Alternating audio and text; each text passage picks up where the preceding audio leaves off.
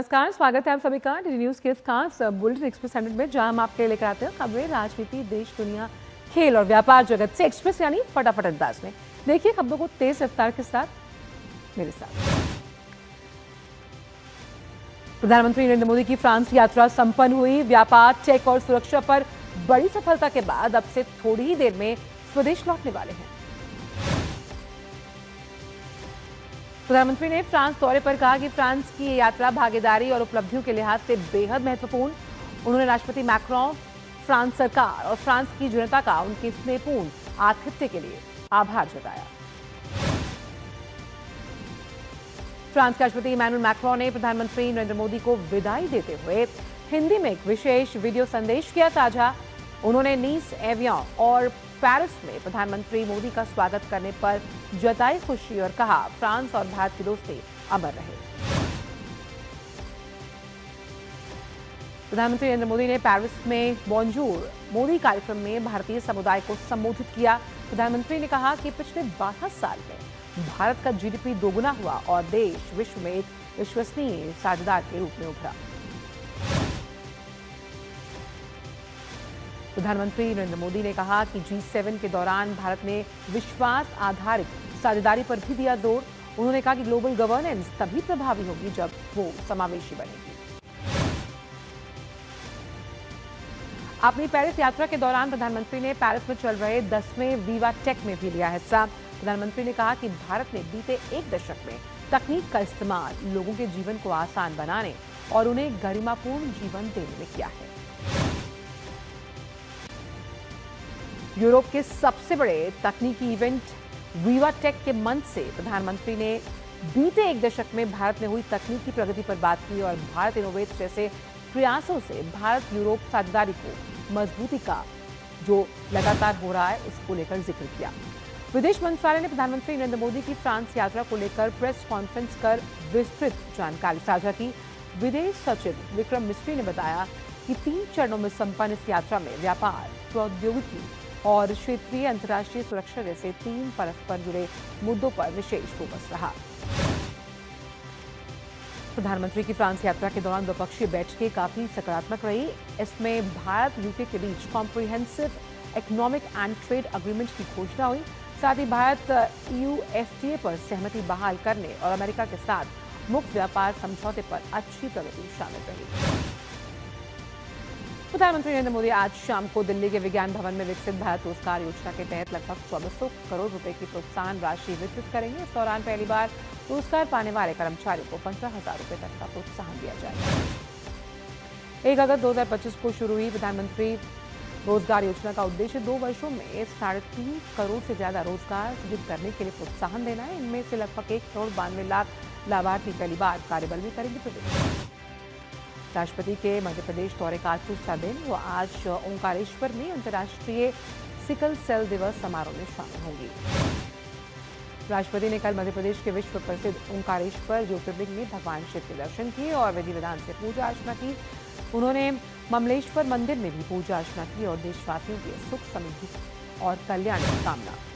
राष्ट्रपति आज ओडिशा के रायरंगपुर में कई पहलों की शुरुआत करेंगे। इनमें एम्स भुवनेश्वर का चिकित्सा शिविर, खनन प्रभावित गांवों के लिए एकीकृत ग्रामीण नल जल आपूर्ति योजना शामिल है। उपराष्ट्रपति CP राधाकृष्णन आज से 21 जून तक केंद्र शासित प्रदेश लद्दाख के दौरे पर। इस दौरान वो लुकुंग गांव में स्थानीय स्वयं सहायता समूहों के साथ संवाद करेंगे। सीमावर्ती क्षेत्रों में हो रहे विकास पहल का भी अवलोकन किया जाएगा। उपराष्ट्रपति 21 जून को लेह में अंतर्राष्ट्रीय योग दिवस समारोह में शामिल होंगे। इसके साथ युवा सशस्त्र बल के जवान और विभिन्न संगठनों के सदस्य भाग लेंगे। योग अभ्यास कर समग्र स्वास्थ्य और कल्याण का संदेश देंगे। रक्षा मंत्री राजनाथ सिंह नागपुर में आज यंत्र इंडिया लिमिटेड में 10,000 टन एल्यूमिनियम एक्सट्रूजन प्रेस के लिए भूमि पूजन करेंगे। समारोह में महाराष्ट्र के मुख्यमंत्री सहित रक्षा उत्पादन विभाग के अधिकारी शामिल होंगे। प्रस्तावित एक्सट्रूजन प्रेस मशीन रक्षा विनिर्माण क्षेत्र के लिए महत्वपूर्ण राष्ट्रीय संपत्ति होगी। ये परियोजना अहम एल्यूमिनियम एक्सट्रूडेड घटकों के आयात पर निर्भरता को कम करने और स्वदेशी विनिर्माण को बढ़ावा देगी।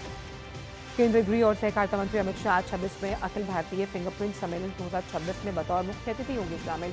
ये सम्मेलन नेशनल क्राइम रिकॉर्ड्स ब्यूरो स्थित सरदार वल्लभ भाई पटेल ऑडिटोरियम में होगा। केंद्रीय गृह और सहकारिता मंत्री अमित शाह 2 दिवसीय सम्मेलन का उद्घाटन करेंगे और अभिज्ञान ऐप, सीआरपीआई सिस्टम, ई प्रोसिक्यूशन 2.0 और ई फॉरेंसिक्स 2.0 एप्लीकेशन भी करेंगे लॉन्च। केंद्रीय रेल, सूचना एवं प्रसारण, इलेक्ट्रॉनिक्स और सूचना प्रौद्योगिकी मंत्री अश्विनी वैष्णव आज बिहार में software technology park of India यानी एसटीपीआई का दौरा करने वाले हैं और सूचना प्रौद्योगिकी और डिजिटल नवाचार से जुड़े कार्यों की समीक्षा भी की जाएगी। केंद्रीय मंत्री अश्विनी वैष्णव नई छपरा आनंद विहार ट्रेन को हरी झंडी दिखाकर रवाना करेंगे। वीडियो कॉन्फ्रेंसिंग के माध्यम से मऊ आनंद विहार ट्रेन सेवा और धोरीघाट ओरिहार रेल सेवा के वाराणसी तक विस्तार का भी शुभारंभ करेंगे, जिससे बिहार और पूर्वांचल के यात्रियों को बेहतर कनेक्टिविटी की सुविधा मिलेगी। रेल मंत्री अश्विनी वैष्णव मढ़ौरा लोकोमोटिव फैक्ट्री का निरीक्षण करेंगे और गिनी गणराज्य के लिए निर्यात किए जाने वाले 51वें डीजल रेल इंजन को भी रवाना करेंगे। संयुक्त राष्ट्र मानवाधिकार परिषद के 62वें सत्र में भारत ने पाकिस्तान के झूठे प्रोपेगेंडा और आतंकवाद को बढ़ावा देने की नीति पर कड़ा रुख अख्तियार किया। जिनीवा में भारत के स्थायी मिशन की प्रथम सचिव अनुपमा सिंह ने पाकिस्तान को आतंकवाद के मुद्दे पर जमकर लताड़ा। अनुपमा सिंह ने कहा कि जो देश आतंकवाद का निर्यात करता है वो सद्भावना और दोस्ती पर आधारित समझौतों के फायदे की उम्मीद नहीं रख सकता। अनुपमा सिंह ने 1960 के सिंधु जल समझौते को वास्तविकताओं के हिसाब से पुराना बताया। झारखंड में राज्यसभा चुनाव के नतीजों में कांग्रेस और इंडी गठबंधन को बड़ा झटका। एनडीए समर्थित निर्दलीय उम्मीदवार परिमल नाथवानी और झारखंड मुक्ति मोर्चा उम्मीदवार बैद्यनाथ राम ने राज्यसभा के दोनों सीटों पर जीत दर्ज की, जबकि कांग्रेस उम्मीदवार प्रणव झा चुनाव हार गए। परिमल नाथवानी को 28 मत, कांग्रेस उम्मीदवार प्रणव झा को 20 वोट मिले। चुनाव से पहले विधानसभा में संख्या बल के आधार पर कांग्रेस उम्मीदवार की स्थिति मजबूत मानी जा रही है। ऐसे में क्रॉस वोटिंग की चर्चाएं तेज। परिणाम के बाद कांग्रेस के सहयोगी दलों के कुछ विधायकों पर संदेह जताया, जबकि भाकपा ने इस तरह के आरोपों को किया खारिज। आज शिवसेना के स्थापना दिवस से ठीक एक दिन पहले उद्धव ठाकरे की शिवसेना में भारी टूट हुई। पार्टी के कुल 9 लोकसभा सांसद में से 6 सांसदों ने बगावत की। बागी सांसद दिल्ली में बुलाई गई शिवसेना यूबीटी संसदीय दल की अहम बैठक में अनुपस्थित रहे। खबर है कि बागी सांसदों ने लोकसभा स्पीकर ओम बिरला को पत्र लिखकर अलग गुट के रूप में मान्यता देने और एकनाथ शिंदे के नेतृत्व वाली शिवसेना में विलय की प्रक्रिया शुरू कर दी है। उद्धव की पार्टी की योजना बागी सांसदों को अयोग्य घोषित करने के लिए स्पीकर बिरला को पत्र लिखने की है। पत्र में व्हिप के उल्लंघन को आधार बनाया जाएगा। हालांकि संविधान विशेषज्ञों का मानना है कि पार्टी की आंतरिक बैठक के लिए व्हिप मान्य नहीं होता। तृणमूल कांग्रेस के विधायक दल में टूट का असर विधानसभा में दिखा साफ। पश्चिम बंगाल विधानसभा के मौजूदा सत्र में टीएमसी विधायकों के 2 गुटों के लिए अलग अलग बैठने की व्यवस्था। पहला गुट बागी विधायकों का है जो बहुमत में है। इसका नेतृत्व पार्टी से निकाले गए नेता और आधिकारिक तौर पर विपक्ष के नेता ऋतव्रत बनर्जी कर रहे हैं। कल बजट सत्र की शुरुआत पर बागी गुट के कुल 58 विधायक सदन में मौजूद थे। ममता गुट के विधायकों ने संसदीय कार्य मंत्री से सदन में किसी भी विषय पर बोलने के लिए अलग से समय आवंटित करने की मांग की।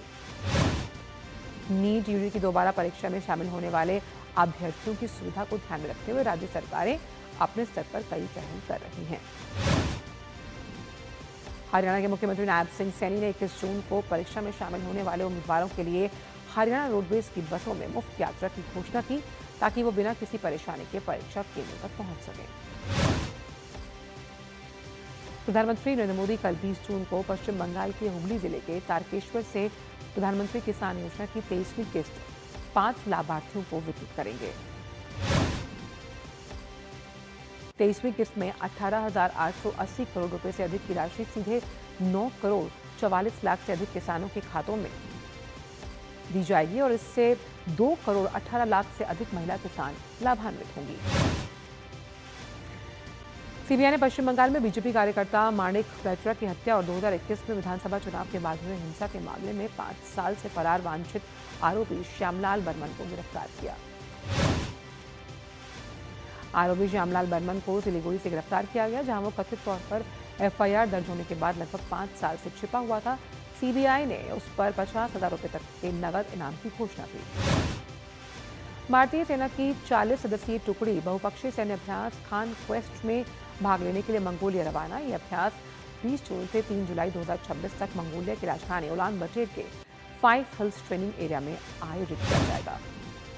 केंद्र सरकार ने हज 2027 की तैयारियों का आगाज कर दिया। यात्रियों को बेहतर सुविधाएं उपलब्ध करवाने, डिजिटल सेवाओं को मजबूत करने और स्वास्थ्य सेवाओं को और सशक्त बनाने पर सरकार का विशेष जोर। केंद्रीय अल्पसंख्यक कार्य मंत्री किरेन रिजिजू ने समीक्षा बैठक में अधिकारियों को निर्देश दिए कि सभी तैयारियां समयबद्ध तरीके से पूरी की जाएं और यात्रियों को पहले से बेहतर सुविधाएं उपलब्ध करवाई जाएं।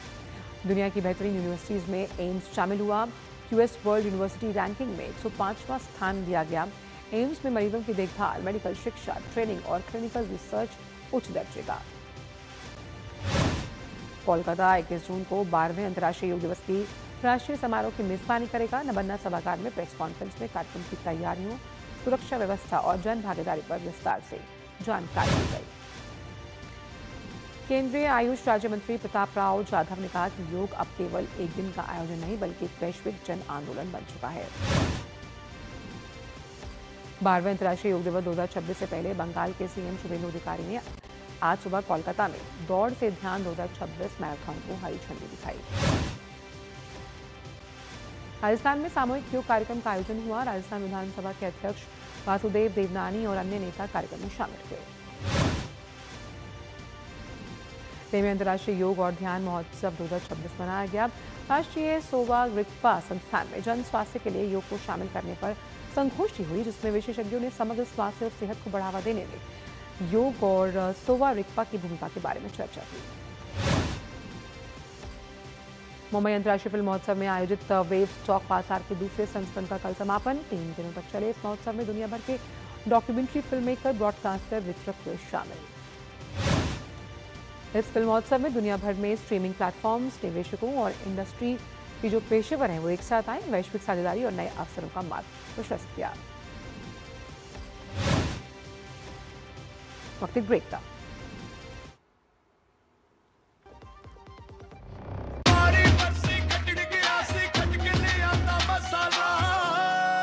मसाला ओए छोले दा या लोबे दा, पंजाबी छोले दा या पिंडी चने दा। अब छोलिया हो या लोबिया, पंजाबी छोले या पिंडी चने, सब कुछ मजेदार बने। कछु साल पहले कोई सोच भी सकत रहो कि जब बिन बुलाए बीमारी घर को घुसाओ, और ये भी कोई सोच सकता था एक दिन 5 लाख तक का इलाज मुफ्त मिल जाएगा, आधे से आधे दाम में दवाइयां मिल जाएगी।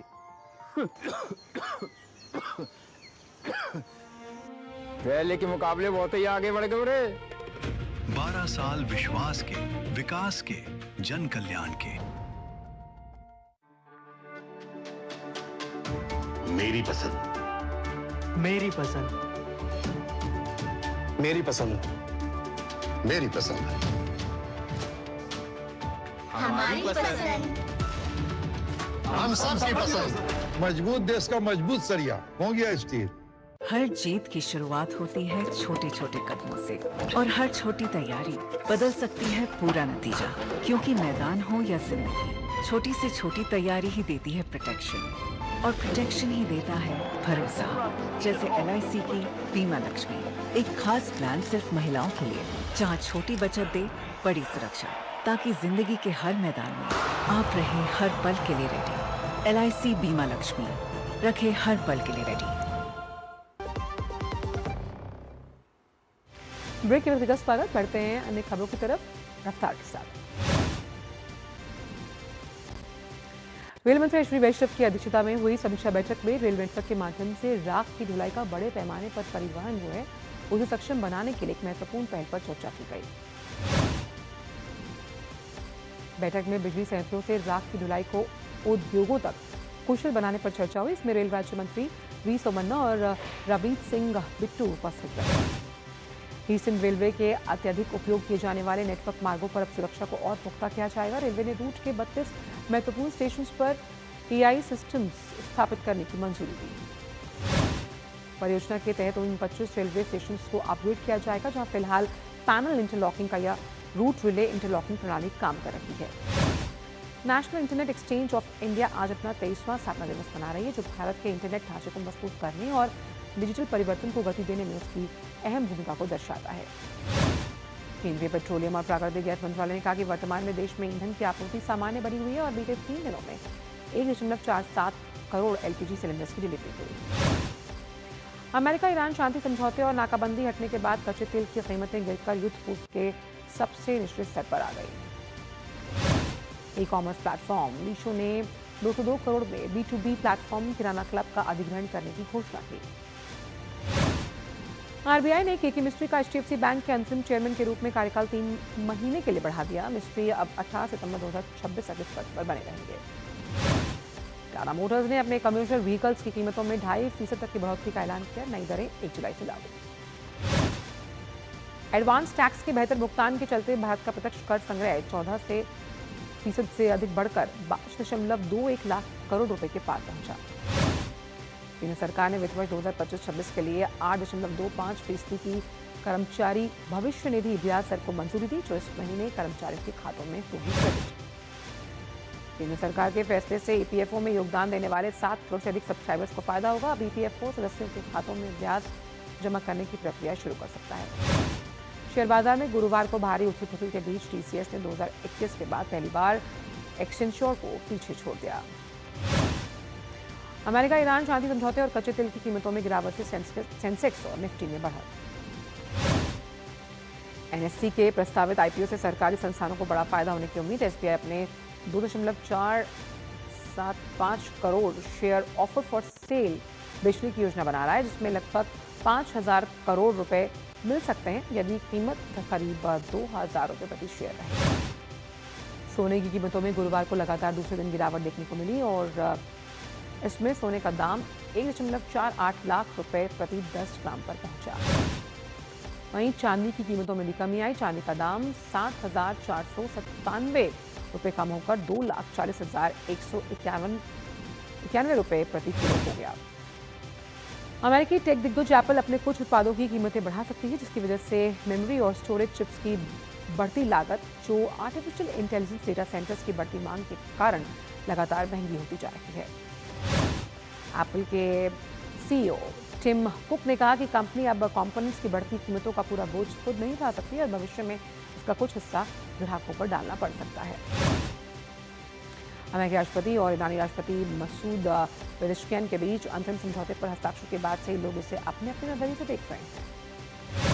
14 सूत्रीय समझौते में लेबनान सहित अन्य जगहों पर युद्ध विराम को 60 दिनों तक के लिए बढ़ा दिया गया, ताकि स्थायी समाधान पर बातचीत हो पाए और ईरान के परमाणु कार्यक्रम जैसे मुद्दों पर चर्चा हो। अमेरिकी उपराष्ट्रपति जेडी वेंस ने बताया कि इस पूरे मामले के लिए 60 दिनों का समय तय किया गया, जिसकी शुरुआत कल से हो चुकी है। दूसरी तरफ अमेरिका और ईरान के बीच हुए हालिया शांति समझौते पर ईरान के सर्वोच्च नेता मुश्तबा खमनई अपनी औपचारिक सहमति दे चुके हैं। एक लिखित संदेश में खमनई ने स्पष्ट किया कि हालांकि उनके निजी विचार समझौते को लेकर अलग थे, लेकिन राष्ट्रपति मसूद पेजेश्कियान और अन्य वरिष्ठ अधिकारियों द्वारा देश के हितों और रेजिस्टेंस फ्रंट की सुरक्षा का आश्वासन मिलने के बाद इसे मंजूरी दी गई। खमनई ने जोर देकर कहा कि राष्ट्रपति पेजेश्कियान ने ये जिम्मेदारी ली कि यदि अमेरिका अनुचित मांगे रखता है तो ईरान झुकने के बजाय कड़ा रुख अपनाएगा। खमनई ने यह भी साफ किया कि भविष्य में अमेरिका के साथ होने वाली सीधी बातचीत का मतलब ये बिल्कुल नहीं है कि ईरान उनके विचारों या शर्तों को स्वीकार कर रहा है। यूक्रेन ने रूसी राजधानी मॉस्को के दक्षिण पूर्वी इलाके कपोतन्या में स्थित एक तेल रिफाइनरी को निशाना बनाकर भीषण ड्रोन हमला किया। तेल शोधन संयंत्र पर पिछले 1 सप्ताह के भीतर किया गया दूसरा बड़ा हमला है। घटना के बाद रिफाइनरी परिसर में भीषण आग लगी, जिसकी वजह से आसमान काले धुएं से ढक गया। वहीं रूस ने दावा किया कि उसकी रक्षा प्रणालियों ने रात भर कई यूक्रेनी ड्रोन्स मार गिराए। यूक्रेनी राष्ट्रपति जेलेंस्की ने रूस के साथ युद्ध समाप्त करने के लिए बातचीत की इच्छा जताई। इसके साथ ही उन्होंने यूरोप से प्रतिबंधों को और कड़ा करने और रूसी संपत्तियों को बिना किसी छूट के जब्त करने की मांग की। जेलेंस्की ने रूसी राष्ट्रपति पुतिन पर कड़ा प्रहार करते हुए उन्हें पागल बताया और यूरोपीय संघ से यूक्रेन और वित्तीय सहायता में तेजी लाने की अपील की। अमेरिकी सेना ने गुरुवार को जानकारी दी कि उसने पूर्वी प्रशांत महासागर क्षेत्र में एक बड़ी सैन्य कार्रवाई को अंजाम दिया।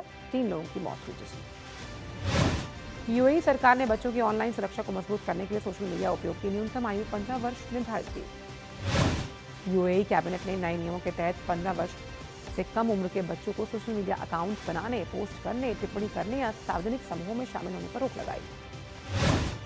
15 से 16 वर्ष के यूजर्स को सीमित एक्सेस मिलेगा, जिसमें सख्त content control, screen time limit और पेरेंटल गाइडेंस जैसे सुरक्षा उपाय शामिल होंगे। जोनाथन डेविड की शानदार हैट्रिक की बदौलत कनाडा ने फीफा विश्व कप में कतर को 6-0 से करारी शिकस्त दी। कनाडा की विश्व कप में पहली जीत। इस शानदार जीत के साथ सह मेजबान कनाडा ग्रुप बी में शीर्ष पर पहुंच गया। अब कनाडा का सामना 24 जून को स्विट्जरलैंड से, जबकि कतर बोस्निया हेर्जेगोविना से भिड़ने वाला है। सब्स्टिट्यूट खिलाड़ी जोहान मिंजाम्पी के शानदार 2 गोलों की बदौलत स्विट्जरलैंड ने बोस्निया हर्जेगोविना को 4-1 से हराया। पहले हाफ के गोल रहित रहने के बावजूद दूसरे हाफ में आक्रामक खेल देखने को मिला। मैच के सभी गोल अंतिम 20 मिनट में हुए। 20 वर्षीय मिंजाम्पी ने 74वें मिनट में मैदान पर आने के महज 3 मिनट के भीतर पहला गोल दागा। फीफा विश्व कप में दक्षिण अफ्रीका और चेक गणराज्य के बीच मुकाबला 1-1 से ड्रॉ। दक्षिण अफ्रीका ने 83वें मिनट में किया बराबरी पर गोल। इस ड्रॉ से दोनों टीमों को केवल 1 अंक मिला। अब दक्षिण अफ्रीका अपने अंतिम ग्रुप मैच में 25 जून को दक्षिण कोरिया से भिड़ेगा, जबकि चेक गणराज्य उस दिन सह मेजबान मेक्सिको का सामना करेगा। फीफा विश्व कप के नॉकआउट दौर में पहुंचने वाली पहली टीम बनी मेक्सिको। दक्षिण कोरिया को 1-0 से हराकर मेक्सिको ने लगातार दूसरी जीत हासिल की। पहला हाफ गोल रहित रहने के बाद मेक्सिको के लिए 50वें मिनट में लुइस रोमो ने गोल करने में सफलता पाई। तीसरे और अंतिम ग्रुप मुकाबले में चेक गणराज्य से सामना होगा। ISSF जूनियर विश्व चैंपियनशिप में भारत की शुरुआत शानदार रही। प्रतियोगिता के पहले दिन भारतीय निशानेबाजों ने 2 स्वर्ण और 1 कांस्य पदक जीतने में सफलता पाई। सेजल कामले ने जूनियर महिला 10 मीटर एयर पिस्टल व्यक्तिगत स्पर्धा में स्वर्ण पदक जीता, जबकि उनकी साथ ही हिमांशु ने कांस्य पदक हासिल किया। भारत ने जूनियर महिला 10 मीटर एयर पिस्टल टीम स्पर्धा में स्वर्ण पदक जीता।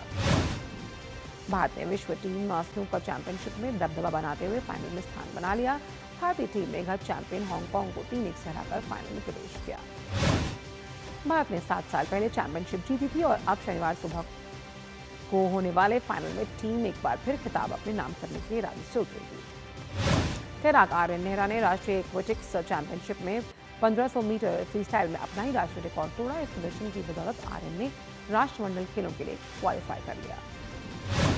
खेल मंत्रालय ने 26वें एशियाई तलवारबाजी चैंपियनशिप के आयोजन के लिए 6 करोड़ रुपए के अनुदान को मंजूरी दी। ये टूर्नामेंट 19 से 24 जून तक प्रगति मैदान स्थित भारत मंडपम में होगा।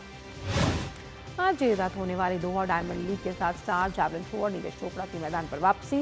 पीठ के चोट के कारण पिछले साल विश्व चैंपियनशिप के बाद से किसी प्रतियोगिता में हिस्सा नहीं ले पाए थे नीरज। एक्सप्रेस में इतना ही। दीजिए इजाजत, नमस्कार।